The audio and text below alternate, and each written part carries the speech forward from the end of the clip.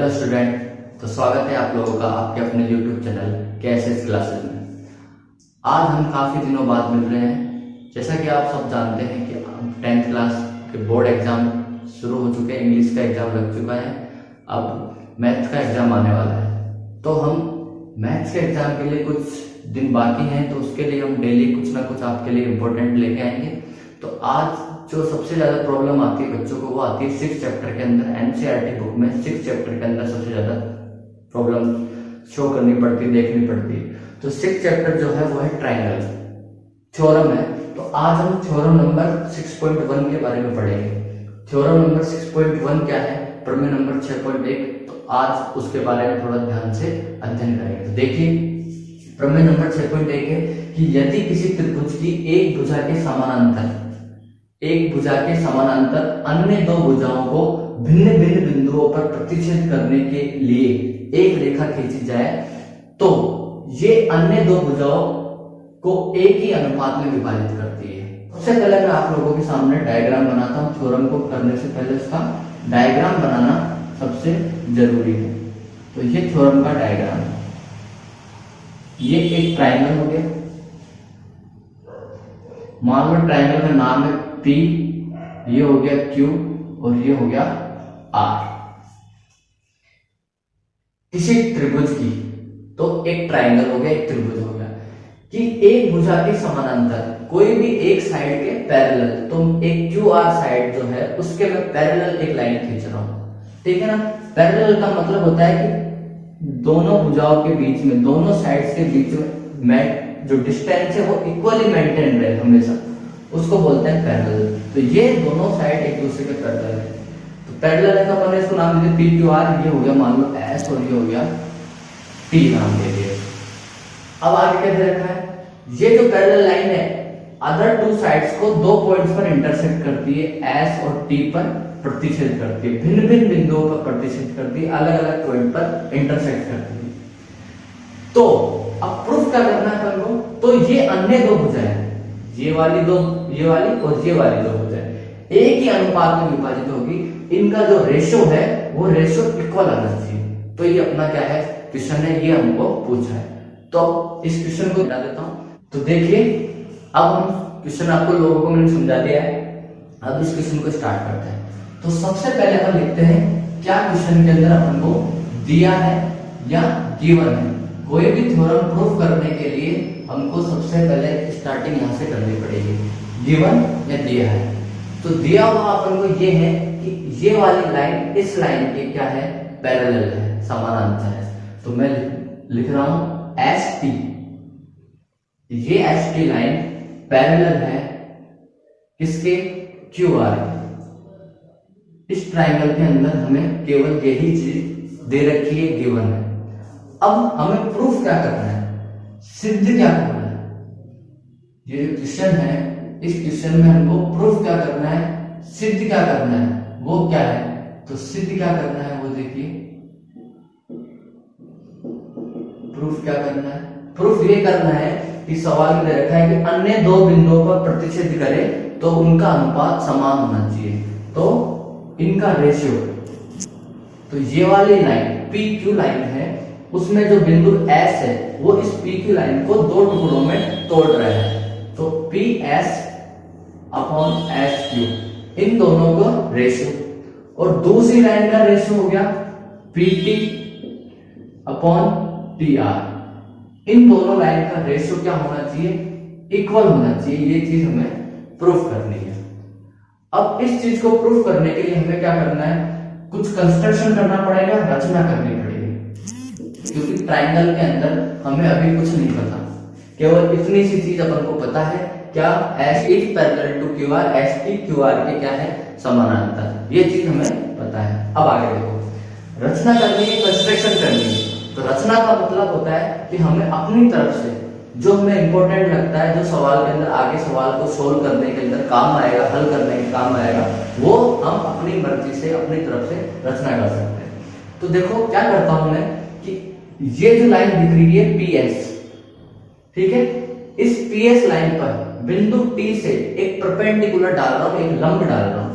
तो PS line पर बिंदु टी से मैंने क्या डाल दिया, एक परपेंडिकुलर डाल दिया, परपेंडिकुलर 90 डिग्री का एंगल बन गया। इसको नाम दे दिया मान लो मैंने एम। सेम इसी तरीके से एस से, पॉइंट एस से पीटी पर एक परपेंडिकुलर डाल दिया, ये नाम दे दिया एन। ठीक है, ये परपेंडिकुलर हो गया। दूसरी रचना अपन ने की कि एस को मैंने मिला दिया किससे, आर से, और सेम ऐसे कैसे क्यू को मैंने मिला दिया किससे, टी से मिला दिया। तो ये रचना कर दी। तो जो भी अपन ने किया है उसको मैं लिख देता हूं। तो सबसे पहले जो अपन ने काम किया वो किया कि एम टी जो है, ये एम टी जो है वो परपेंडिकुलर है किस पर, पीएस पर, पीएस लाइन पर ये परपेंडिकुलर है। पीएस ही बोल सकते हैं और पी क्यू भी बोल सकते हैं, बात एक ही है, क्योंकि पीएस को आगे बढ़ाओगे तो पी क्यू, या पीएस भी लिख सकता हूं और पी क्यू भी लिख सकता हूं। ऐसे ही एस एन जो है परपेंडिकुलर है किस पर, ये साइन जो है वो परपेंडिकुलर का लंब का साइन है, लंबवत है किस पर, पीटी पर लंबवत है, एस एन है लंबवत पीटी पर। और एस को मिला दिया आर से और क्यू को मिला दिया टी से। तो join the point S to R and Q to T. बिंदु एस को आर से तथा क्यू को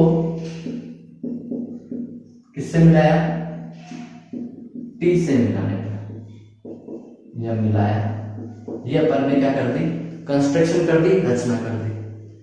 इतना काम करने के बाद मैं उम्मीद करता हूं कि इतनी चीज सबको अच्छे से समझ में आ गई। इतना काम करने के बाद हम करते हैं सॉल्यूशन, हल। इसको कई बुक्स में उत्पत्ति के नाम से लिखा जाता है, हिंदी मीडियम में उत्पत्ति और इंग्लिश मीडियम में इसको सॉल्यूशन बोला जाता है, टू प्रूफ बोला जाता है। तो हम सॉल्यूशन करते हैं इसका। तो सॉल्यूशन करने के लिए हमको इस जो एक ट्राइंगल है इनमें से अलग अलग ट्राइंगल छांटने हैं। तो ध्यान से देखो कि एक ट्राइंगल यहां दिख रहा है पी एस टी, ठीक है, ट्राइंगल पी एस टी दिखाई दे रहा है। इस ट्राइंगल का मुझे क्या फाइंड करना है, एरिया फाइंड करना है। तो आप इसको ध्यान से देखिए, ये मैंने क्या बनाया था, एक ट्राइंगल बनाया इस टाइप का, ठीक है, ये ट्राइंगल आप लोगों के लिए है। अब मैंने ये देखो ये ट्राइंगल बना रखा है आपके सामने। तो ये वाला जो पॉइंट है ऊपर वाला, ये P हो गया, ये Q हो गया, ये R हो गया, ये S हो गया, ये T हो गया। मतलब ये वाला जो पॉइंट है वो है P, ये वाला हो गया S और ये वाला हो गया T, और ये हो गया M और ये हो गया M। तो अभी मैं इस ट्राइंगल की बात कर रहा हूँ PST की। तो ये ट्राइंगल PST सबको दिख रहा होगा, PST, जिसका पॉइंट है M। तो अगर मैं बोलूं कि एरिया ऑफ ट्राइंगल मुझे निकालना है, एरिया त्रिभुज PST का क्षेत्रफल, एरिया ऑफ ट्राइंगल PST, त्रिभुज PST का क्षेत्रफल क्या होगा, तो इसका फॉर्मूला सब जानते हो। एरिया ऑफ ट्राइंगल का फॉर्मूला क्या होता है, 1/2, 1/2 आधार गुणा ऊंचाई, 1/2 बेस मल्टीप्लाई बाय हाइट। तो इसका मैंने ट्राइंगल का फॉर्मूला लगाया। अब ओनली इस ट्राइंगल को देखना है आप लोगों को। तो इस ट्राइंगल में बेस ये भी हो सकता है, एस टी भी हो सकता है, बेस अपन पी एस को भी मान सकते हैं, बेस अपन पी टी को भी मान सकते हैं। तो ट्राइंगल का एरिया निकालने के लिए मैंने क्या किया है, इस ट्राइंगल में इसको बेस मान लिया, इसको पी एस को बेस मान लिया। पी एस क्या है, बेस।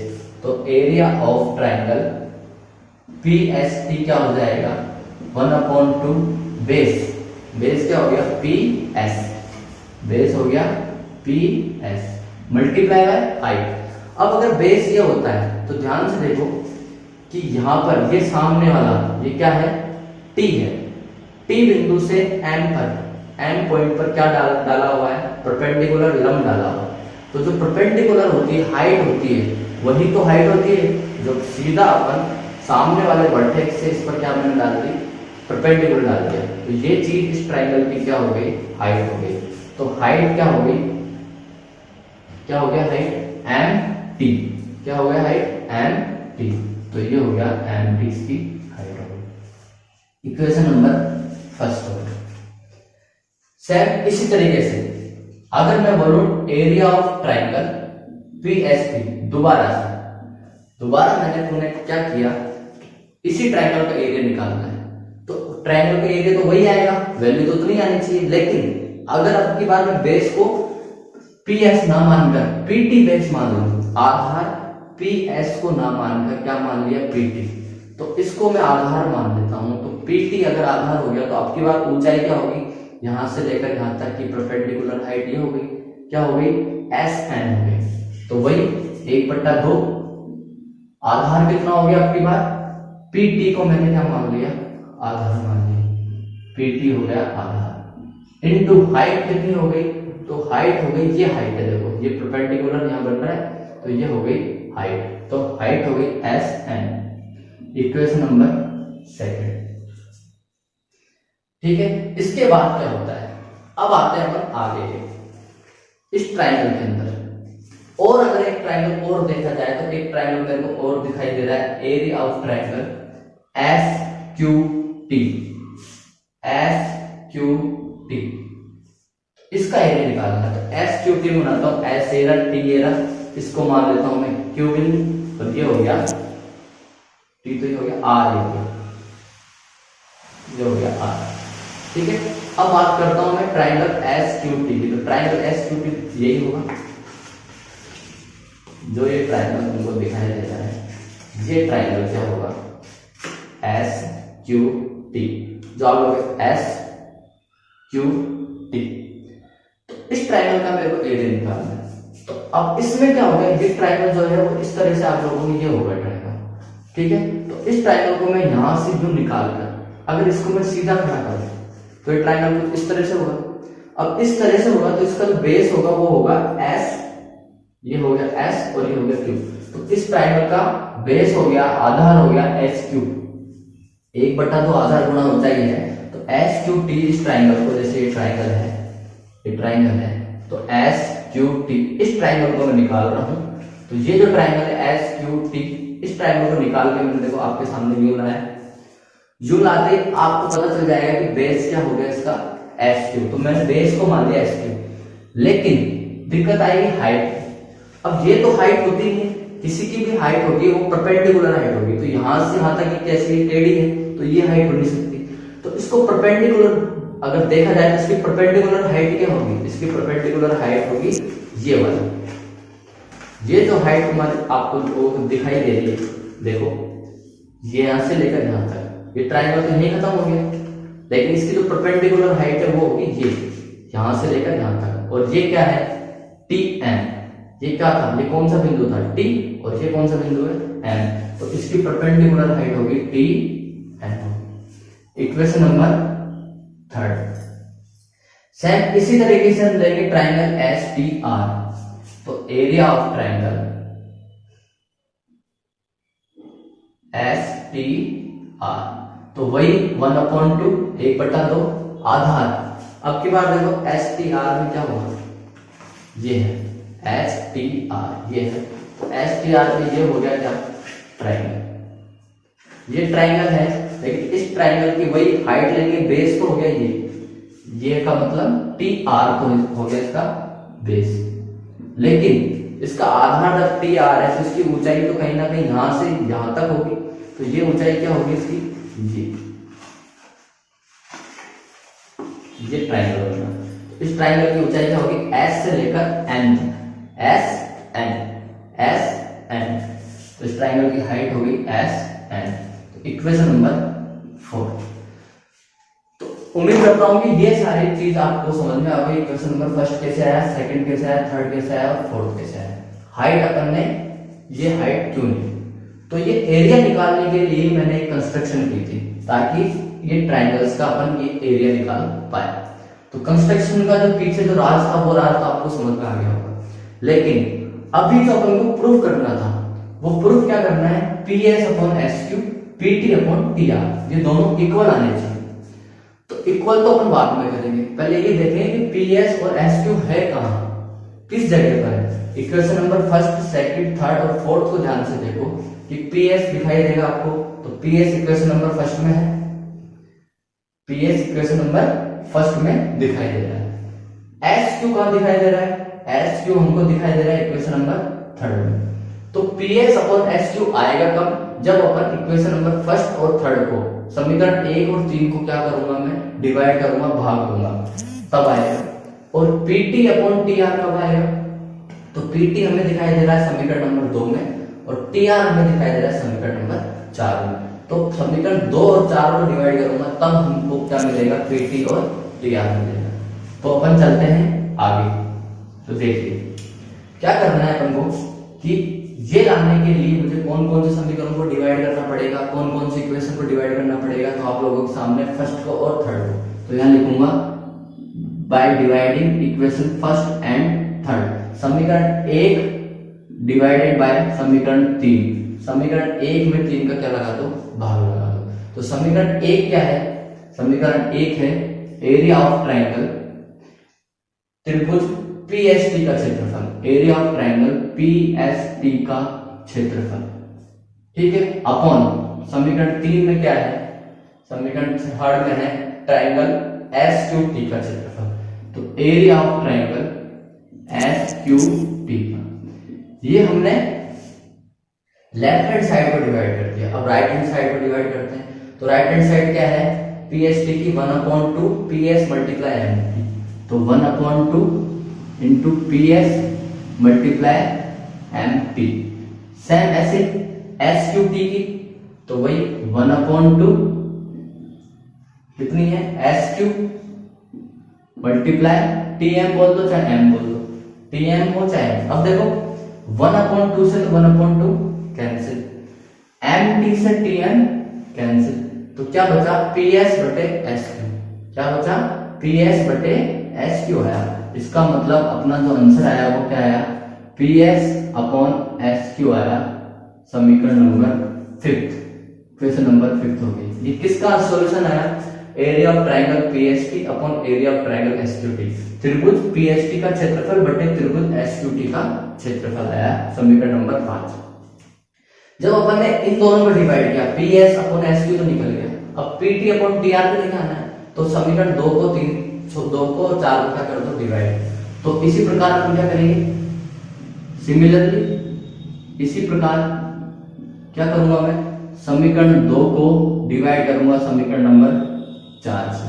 तो अपना आंसर क्या आएगा, एरिया ऑफ ट्रायंगल, समीकरण 2 क्या है, समीकरण 2 भी पीएसटी है, तो एरिया ऑफ ट्रायंगल पीएसटी बटे में एरिया ऑफ ट्रायंगल क्या है, fourth STR, area of triangle STR.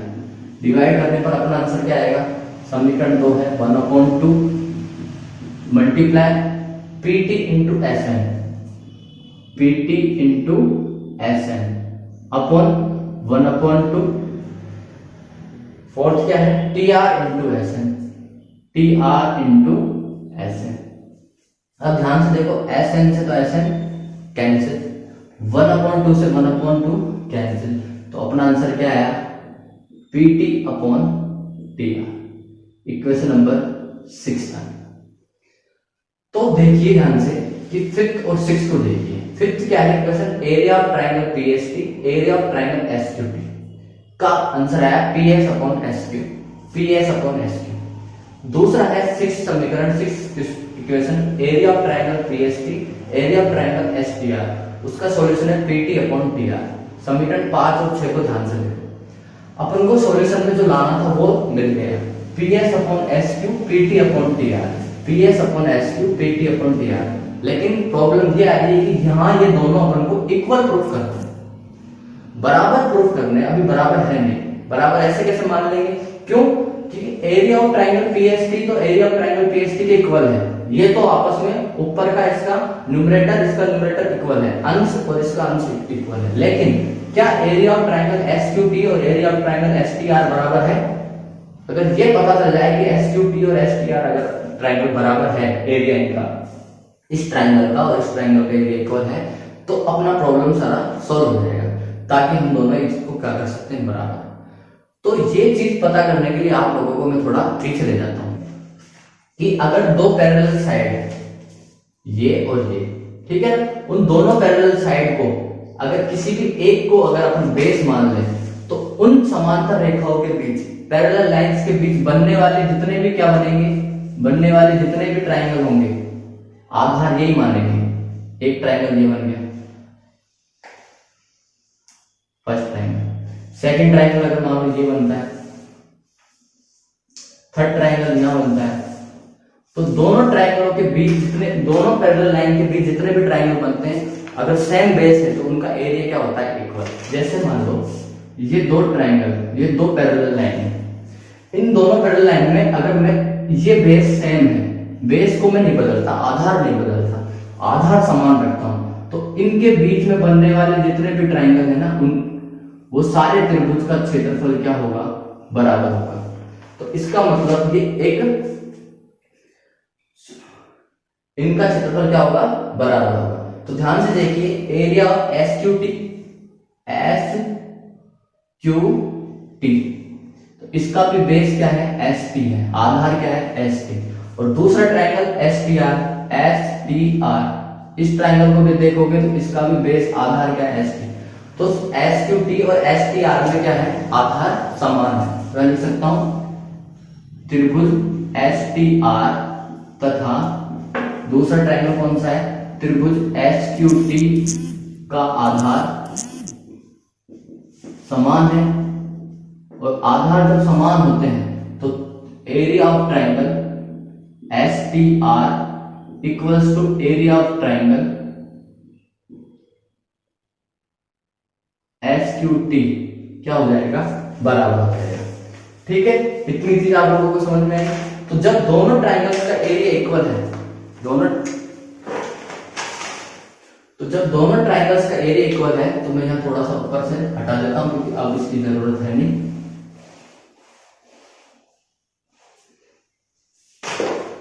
तो आगे देखिए, जब दोनों ट्राइंगल्स का एरिया इक्वल आ रहा है कि ये एरिया इसके, इस ट्राइंगल के इक्वल है, SQT STR के इक्वल है, तो अपन बोल सकते हैं कि त्रिभुज ये और ये बराबर है। तो क्या होगा, समीकरण 5 तथा 6 से, समीकरण 5 तथा 6 से क्या हो जाएगा कि एरिया ऑफ ट्राइंगल PST, त्रिभुज PST का क्षेत्रफल बटे त्रिभुज एरिया ऑफ ट्राइंगल SQT का क्षेत्रफल जो है वो बराबर हो जाएगा किसके, एरिया ऑफ ट्राइंगल PST बटे में एरिया ऑफ ट्राइंगल कौन सा है, STR। इन दोनों का अनुपात क्या हो जाएगा, बराबर हो जाएगा। जब इन दोनों का अनुपात बराबर हो गया तो एरिया ऑफ ट्राइंगल PST और ये किसके इक्वल है, PS अपॉन SQ के। तो इसको मैं लिख सकता हूं PS upon SQ equals to area of triangle PST और एरिया ऑफ ट्राइंगल STR। इसको मैं क्या लिख सकता हूं, PT अपॉन TR। इसको लिख दिया PT अपॉन TR। और यही चीज हमें क्या करनी थी, प्रूफ करनी थी। तो ये हो गया हैंस प्रूफ इति सिद्धम। तो आप लोगों को ये प्रमेय, थ्योरम बहुत अच्छे से समझ में आई होगी, ऐसी मैं उम्मीद करता हूँ। ऐसी और वीडियो के लिए बने रहिए और सब्सक्राइब कीजिए, शेयर कीजिए, लाइक कीजिए, और कुछ समझ में नहीं आया हो तो कमेंट कीजिए। आज के लिए इतना ही, अगली वीडियो में मिलते हैं फिर किसी नए क्वेश्चन के साथ। धन्यवाद।